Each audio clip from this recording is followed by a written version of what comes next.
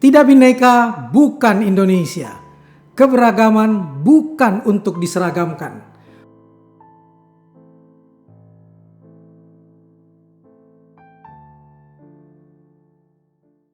Iblis itu pernah menghuni surga. Bahkan lebih dahulu berada di sana daripada nenek moyang kita, Nabi Adam alaihissalam dan Siti Hawa. Tapi akhirnya iblis diharamkan masuk surga karena satu hal: sombong. Manusia pun sudah pernah berada di surga, Adam dan Hawa. Tapi karena terkelabui dan termakan bisikan iblis, keduanya pun diusir dari surga.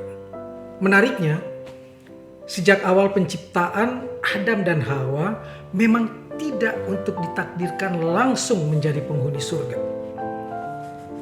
Bukalah Al-Quran surat Al-Baqarah ayat 30. Sebelum Adam diciptakan, Tuhan sudah berfirman kepada para malaikat bahwasanya Dia mau menciptakan manusia yang akan menjadi khalifah, wakil Tuhan di bumi. Jadi di awal keberadaannya, surga hanya tempat transit bagi Adam dan Hawa. Cepat atau lambat, pasti diturunkan ke muka bumi untuk menjalankan tugas penciptanya. Apa tugas penciptanya? Memakmurkan bumi, rahmat bagi alam semesta.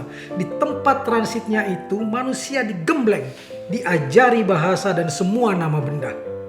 Ingat Al-Baqarah ayat 31. Dan satu hal, semasa di surga, di tempat sementaranya kala itu, manusia belum menjadi pemimpin, masih berstatus murid.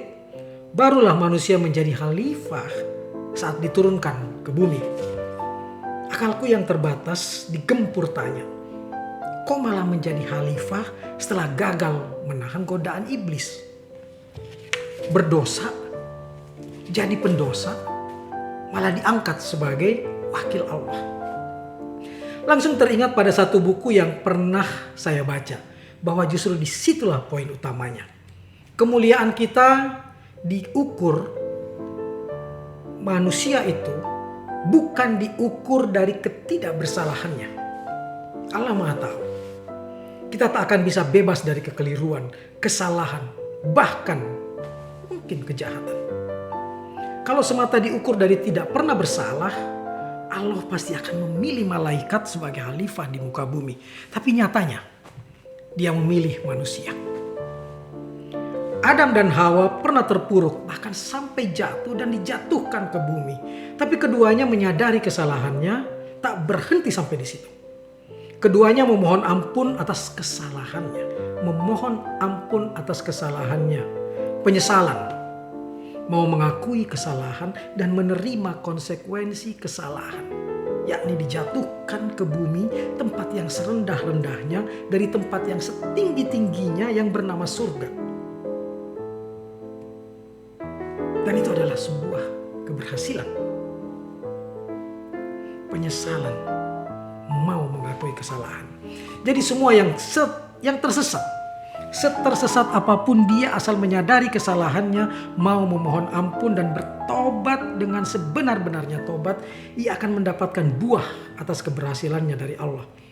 Kalau hati tertutup, tak menyesali kesalahan dan ketersesatan, manusia dengan sendirinya telah menyamakan dan menyetarakan dirinya dengan iblis karena tidak mau bertobat. Terlalu sombong untuk mengaku salah dan terkutuk hingga kiamat. Ku dapatkan poinnya. Berbuat kesalahan itu manusiawi, sangat manusiawi bagi makhluk yang hatinya dibolak-balikan.